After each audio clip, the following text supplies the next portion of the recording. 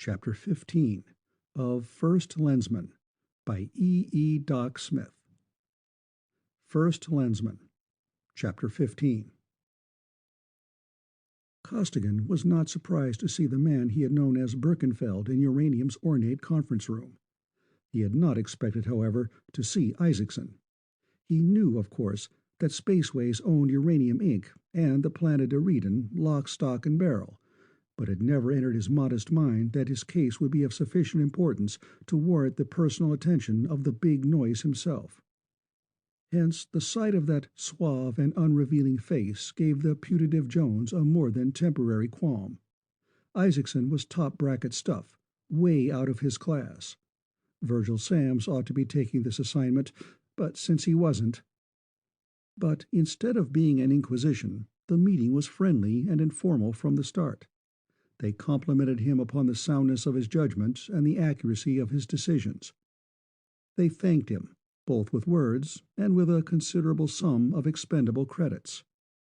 They encouraged him to talk about himself, but there was nothing whatever of the star chamber or of cross-examination. The last question was representative of the whole conference.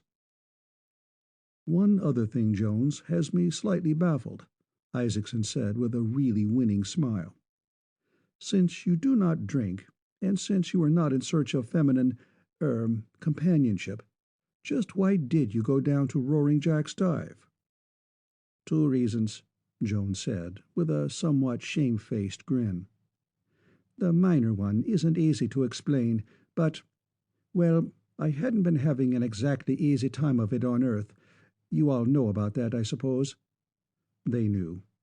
"Well, I was taking a very dim view of things in general, and a good fight would get it out of my system. It always does." "I see. And the major reason?" "I knew, of course, that I was on probation. I would have to get promoted, and fast, or stay sunk forever. To get promoted fast, a man can either be enough of a bootlicker to be pulled up from on high, or he can be shoved up by the men he is working with. The best way to get a crowd of hard rock men to like you is to lick a few of 'em. Off hours, of course, and according to Hoyle, and the more of 'em you can lick at once, the better. I'm pretty good at rough-and-tumble brawling, so I gambled that the cops would step in before I got banged up too much. I won." "I see," Isaacson said again, in an entirely different tone. He did see now. "The first technique is so universally used that the possibility of the second did not occur to me. Nice work. Very nice." He turned to the other members of the board. "This, I believe, concludes the business of the meeting?" For some reason or other, Isaacson nodded slightly as he asked the question, and one by one, as though in concurrence, the others nodded in reply. The meeting broke up. Outside the door, however, the magnate did not go about his own business, nor send Jones about his. Instead, "I would like to show you, if I may, the above-ground part of our works." "My time is yours, sir. I am interested." It is unnecessary here to go into the details of a civilization's greatest uranium operation. The storage bins, the grinders, the Wilfley tables and slime tanks, the flotation sluices, the roasters and reducers, the processes of solution and crystallization and recrystallization, of final oxidation and reduction. Suffice it to say that Isaacson showed Jones the whole immensity of Uranium Works No. 1. The trip ended on the top floor of the towering administration building, in a heavily screened room containing a desk, a couple of chairs, and a tremendously massive safe. "Smoke up." Isaacson indicated a package of Jones' favorite brand of cigarettes and lighted a cigar. "You knew that you were under a test. I wonder, though, if you knew how much of it was testing." "All of it." Jones grinned. "Except for the big blow, of course." "Of course." "There were too many possibilities, of too many different kinds, too pat. I might warn you, though, I could have got away clear with that $500,000. "The possibility existed." Surprisingly, Isaacson did not tell him that the trap was more subtle than it had appeared to be. "It was, however, worth the risk." Why didn't you?" "Because I figure on making more than that a little later, and I might live longer to spend it." Sound thinking, my boy. Really sound. Now, you noticed, of course, the vote at the end of the meeting?" Jones had noticed it, and although he did not say so, he had been wondering about it ever since. The older man strolled over to the safe and opened it, revealing a single, startlingly small package. "You passed unanimously. You are now learning what you have to know. Now that we trust you unreservedly, you will be watched for a long time, and before you can make one false step, you will die." "That would seem to be good business, sir." "Glad you look at it that way. We thought you would. You saw the works. Quite an operation, don't you think?" "Immense, sir. The biggest thing I ever saw." "What would you say, then, to the idea of this office being our real headquarters, of that little package there being our real business?" He swung the safe door shut, spun the knob. "It would have been highly surprising a couple of hours ago." Costigan could not afford to appear stupid, nor to possess too much knowledge. He had to steer an extremely difficult middle course. "After the climax of this build-up, though, it wouldn't seem at all impossible. Or that there were wheels, plenty of 'em, within wheels." "Smart," Isaacson applauded. "And what would you think might be in that package? This room is ray-proof." "Against anything the Galactic Patrol can swing?" "Positively." "Well, then, it might be something beginning with the letter—" He flicked two fingers, almost invisibly fast, into a T, and went on without a break, M as in morphine. "Your caution and restraint are commendable. If I had any remaining doubt as to your ability, it is gone." He paused, frowning. As belief in ability increased, that in sincerity lessened. This doubt, this questioning, existed every time a new executive was initiated into the mysteries of Department Q. The board's judgment was good. They had slipped only twice, and those two errors had been corrected easily enough. The fellow had been warned once. That was enough. He took the plunge. "You will work with the assistant works manager here until you understand the duties of the position. You will be transferred to Tellus as assistant works manager there. Your principal duties will, however, be concerned with Department Q, which you will head up one day if you make good. And just incidentally, when you go to Tellus, a package like that one in the safe will go with you." "Oh, I see. I'll make good, sir." Jones let Isaacson see his jaw muscles tighten in resolve. "It may take a little time for me to learn my way around, sir, but I'll learn it." "I'm sure you will. And now to go into greater detail." Virgil Samms had to be sure of his facts. More than that, he had to be able to prove them, not merely to the satisfaction of a law enforcement officer, but beyond any reasonable doubt of the hardest-headed member of a cynical and skeptical jury. Wherefore, Jack Kinnison and Mace Northrop took up the thionite trail at the exact point where, each trip, George Olmsted had had to abandon it, in the atmosphere of Covenda. And, fortunately, not too much preparation was required. Covenda was, as has been intimated, a primitive world. Its native people, humanoid in type, had developed a culture approximating in some respects that of the North American Indian at about the time of Columbus, in others that of the ancient nomads of Araby. Thus a couple of wandering natives, unrecognizable under their dirty, storm-proof blankets and their scarcely thinner layers of grease and grime, watched impassively, incuriously, while a box floated pendant from its parachute from sky to ground. Mounted upon their uncouth steeds, they followed that box when it was hauled to the white man's village.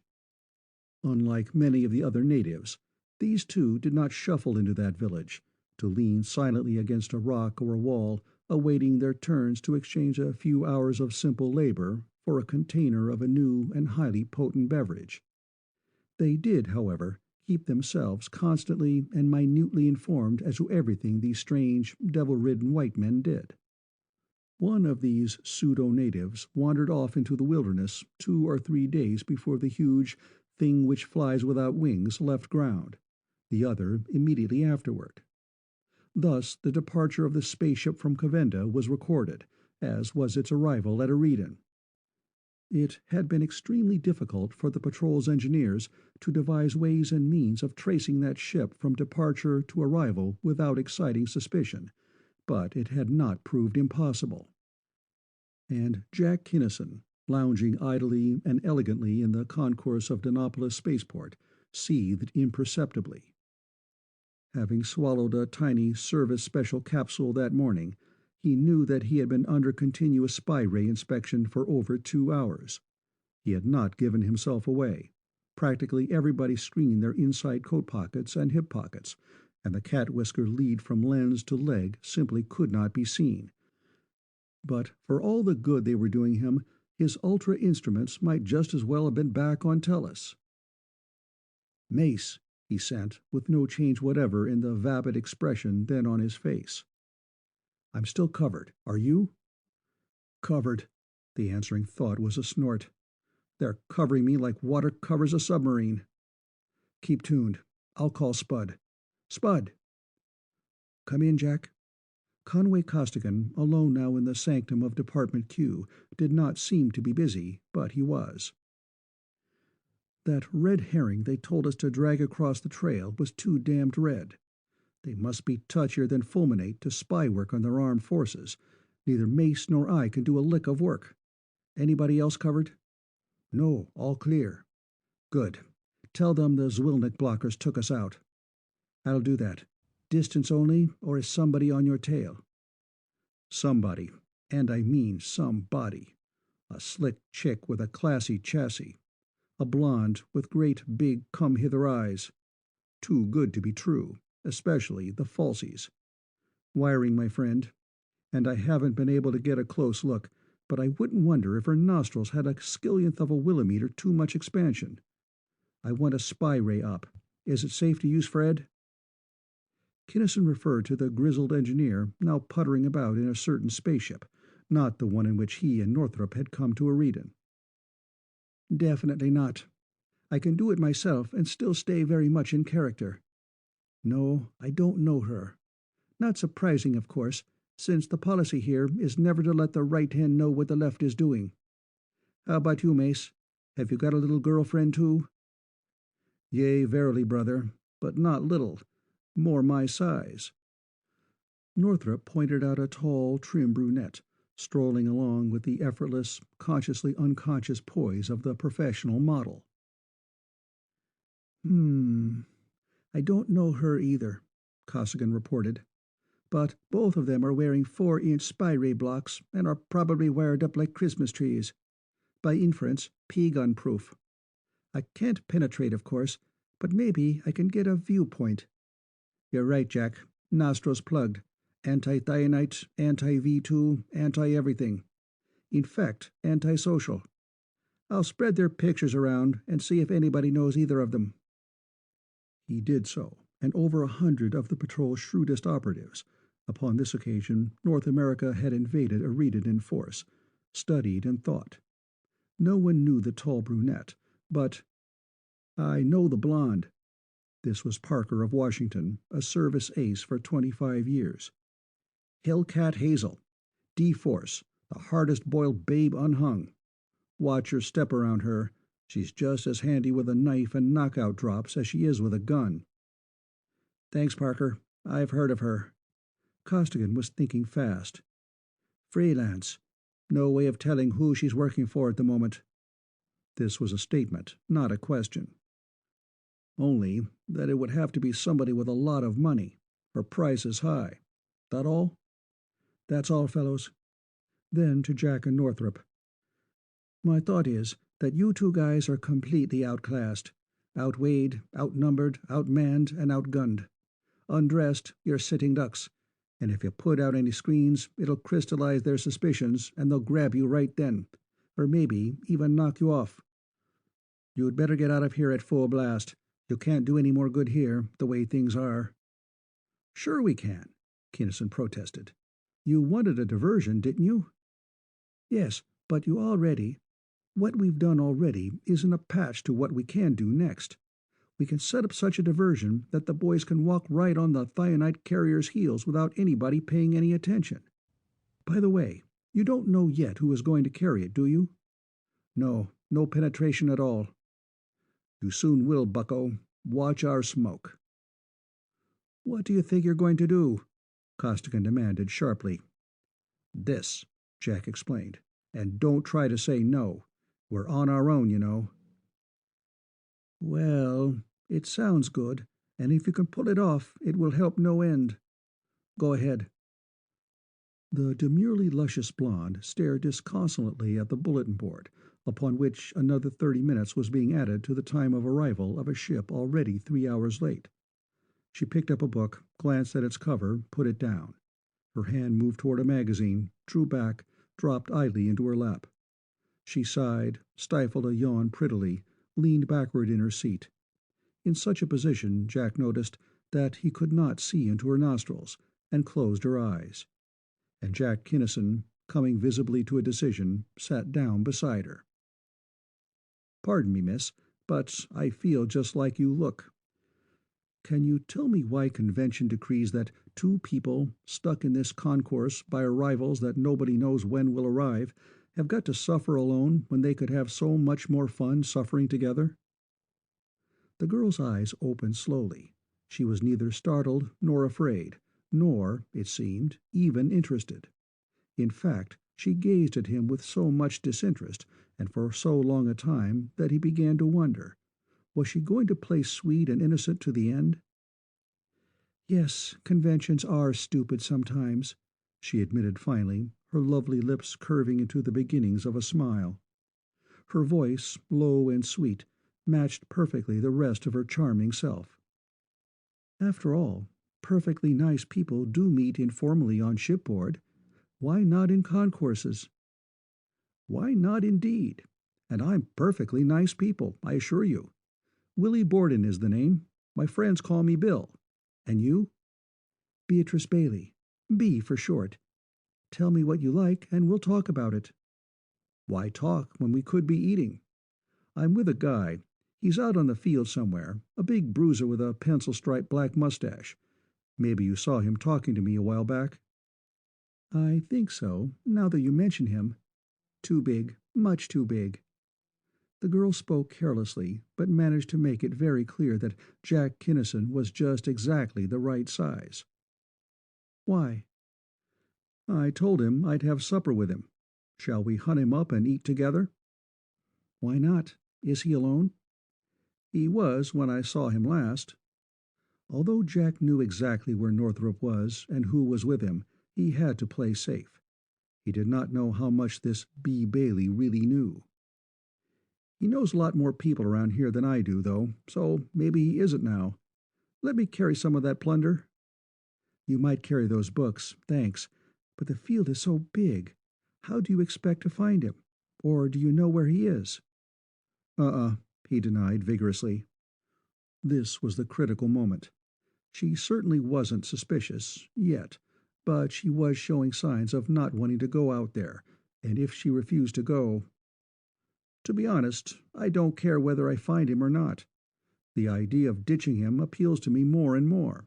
So how about this? We'll dash out to the third dock, just so I won't have to actually lie about looking for him, and dash right back here. Or wouldn't you rather have it a twosome? I refused to answer, by advice of counsel. The girl laughed gaily, but her answer was plain enough. The rate of progress was by no means a dash, and Kinnison did not look, with his eyes, for Northrop. Nevertheless, just south of the third dock, the two couples met. My cousin, Grace James, Northrop said, without a tremor or a quiver. Wild Willie Borden, Grace, usually called Baldy on account of his hair. The girls were introduced, each vouchsafing the other a completely meaningless smile and a colorlessly conventional word of greeting. Were they, in fact, as in seeming, total strangers, or were they, in fact, working together as closely as were the two young Lensmen themselves? If that was acting, it was a beautiful job. Neither man could detect the slightest flaw in the performance of either girl. "Whither away, pilot?" Jack allowed no lapse of time. "You know all the places around here. Lead us to a good one." "This way, my old and fragrant fruit." Northrop led off with a flourish, and again Jack tensed. The walk led straight past the third-class, apparently deserted dock of which a certain ultra-fast vessel was the only occupant. If nothing happened for 15 more seconds, nothing did. The laughing, chattering four came abreast of the portal. The door swung open, and the lensman went into action. They did not like to strong-arm women, but speed was their first consideration, with safety a close second, and it is impossible for a man to make speed while carrying a conscious, lithe, strong, heavily armed woman in such a position that she cannot use fists, feet, teeth, gun, or knife. An unconscious woman, on the other hand, can be carried easily and safely enough. Therefore, Jack spun his partner around, forced both of her hands into one of his. The free hand flashed upward toward the neck. A hard finger pressed unerringly against a nerve. The girl went limp. The two victims were hustled aboard, and the spaceship, surrounded now by full coverage screen, took off. Kinnison paid no attention to ship or course. Orders had been given long since and would be carried out. Instead, he lowered his burden to the floor, spread her out flat, and sought out and removed item after item of wiring, apparatus, and offensive and defensive armament. He did not undress her, quite, but he made completely certain that the only weapons left to the young lady were those with which nature had endowed her. And Northrop, having taken care of his alleged cousin with equal thoroughness, the small arms were sent out, and both doors of the room were securely locked. "Now, Hellcat Hazel DeForce," Kinnison said conversationally, "you can snap out of it any time. You've been back to normal for at least 2 minutes. You've found out that your famous sex appeal won't work. There's nothing loose you can grab, and you're too smart an operator to tackle me bare-handed. Who's the captain of your team, you or the clothes horse?" "Clothes horse!" the statuesque brunette exclaimed, but her protests were drowned out. The blonde could, and did, talk louder, faster, and rougher. "Do you think you can get away with this?" she demanded. "Why, you—" And the unexpurgated, trenchant, brilliantly detailed characterization would have seared its way through 4-ply asbestos. "And just what do you think you're going to do with me?" "As to the first, I think so," Kinnison replied, ignoring the deep space verbiage. "As to the second, as of now, I don't know. What would you do if our situations were reversed?" "I'd blast you to a cinder, or else take a knife and—" "Hazel!" the brunette cautioned sharply. "Careful! You'll touch them off, and they'll—" "Shut up, Jane. They won't hurt us any more than they have already. It's psychologically impossible. Isn't that true, Copper?" Hazel lighted a cigarette, inhaled deeply, and blew a cloud of smoke at Kinnison's face.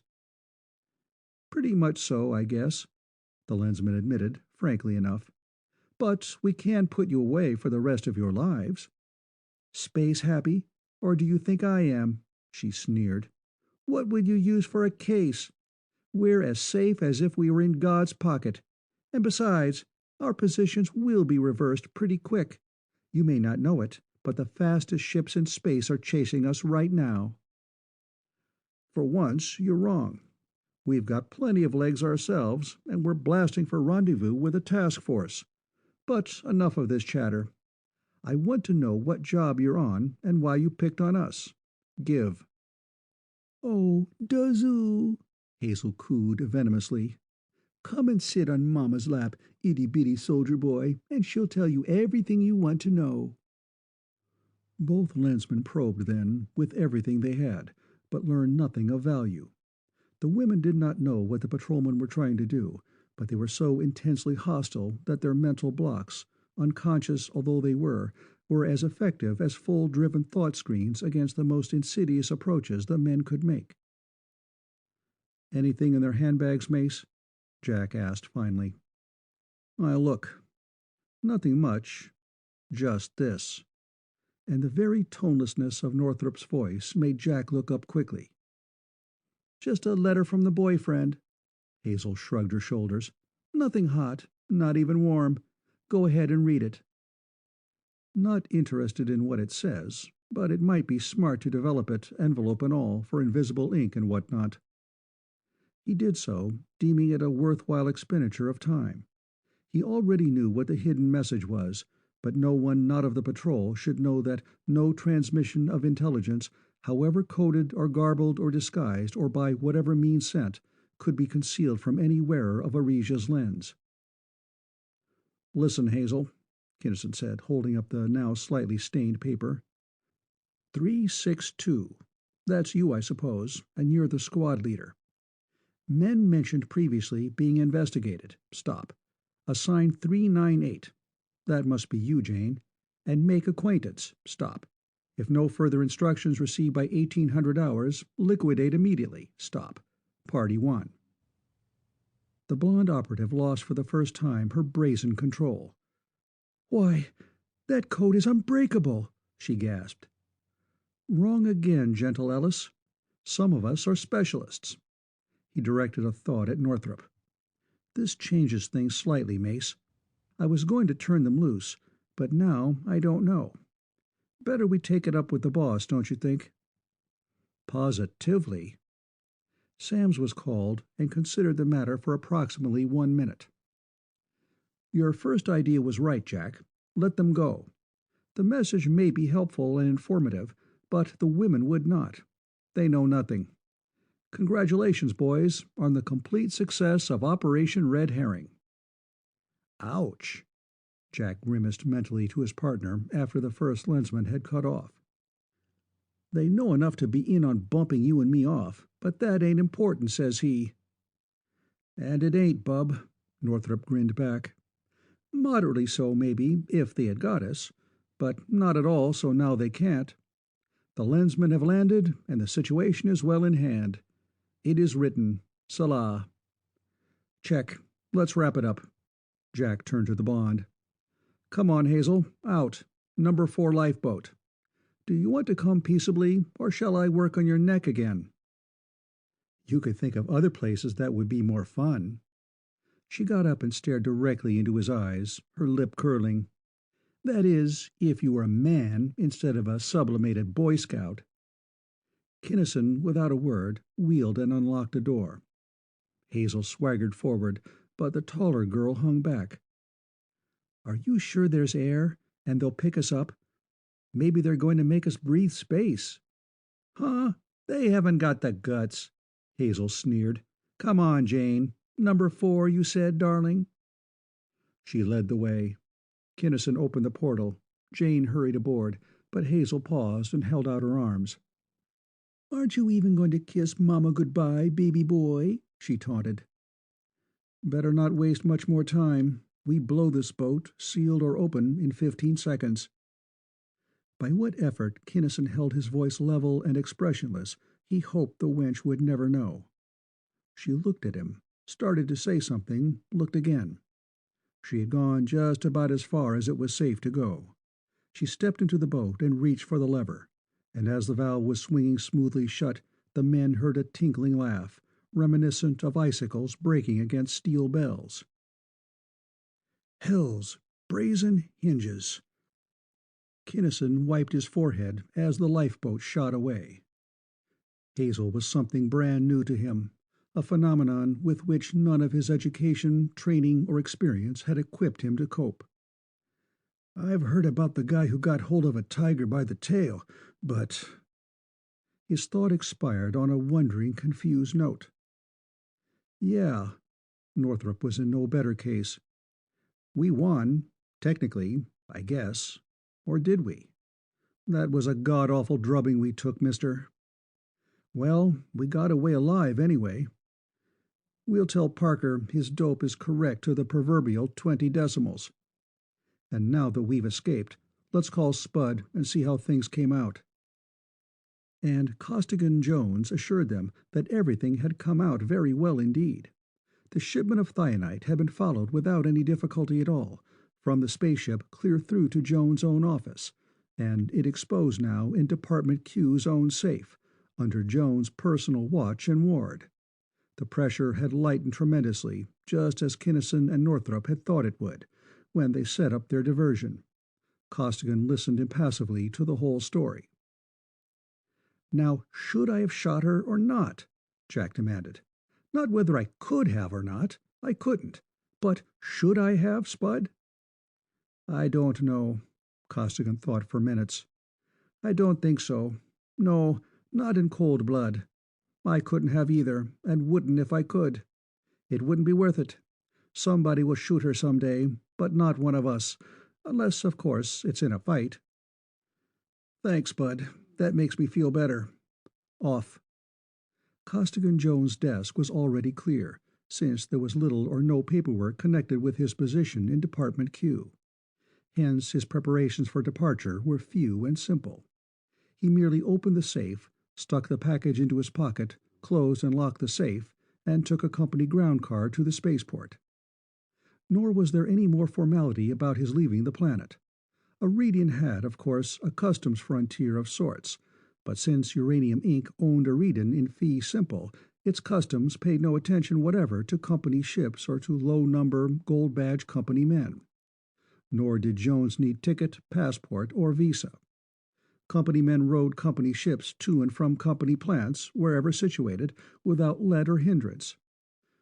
Thus, wearing the aura of power of his new position, and gold badge number 38, George W. Jones was whisked out to the uranium ship and was shown to his cabin.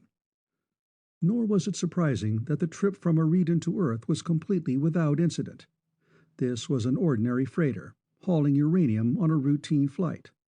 Her cargo was valuable, of course, the sine qua non of interstellar trade, but in no sense precious.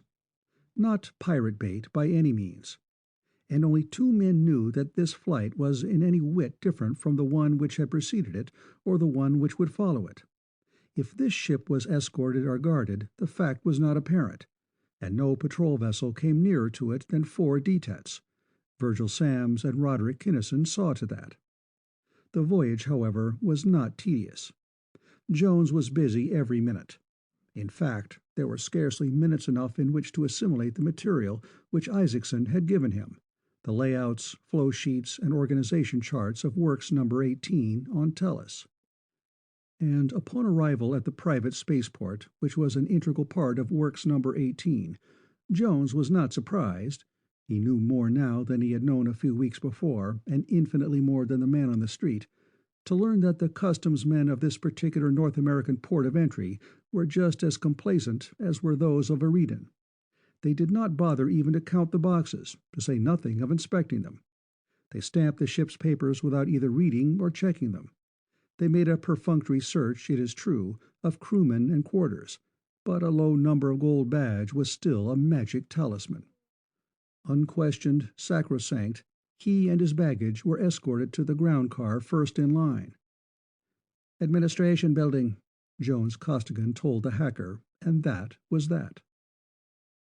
End of chapter 15.